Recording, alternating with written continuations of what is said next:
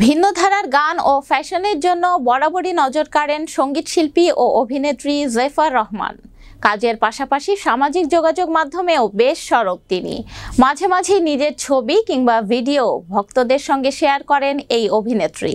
সম্প্রতি নিজের ফেসবুকে কয়েকটি ছবি পোস্ট করেছেন এই গায়িকা।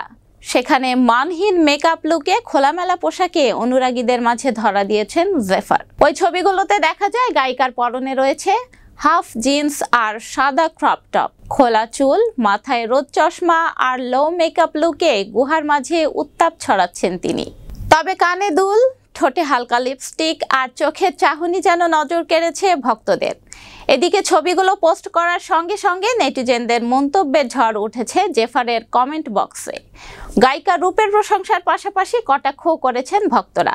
বাংলাদেশি প্রথম ইউটিউব ভিত্তিক মিউজিশিয়ান হচ্ছেন জেফার। 2010 সাল থেকে বিখ্যাত সব ইংরেজি গান কাভার করে শোরগোল ফেলে দেন তিনি। ধীরে ধীরে জনপ্রিয়তার শিখরে পৌঁছে যান। বর্তমানে স্টেজ শো মানেই জেফারের গান, পাশাপাশি নিজেই গান লেখেন ও সুর করেন। এছাড়া প্রযোজক হিসেবেও কাজ করছেন জেফার।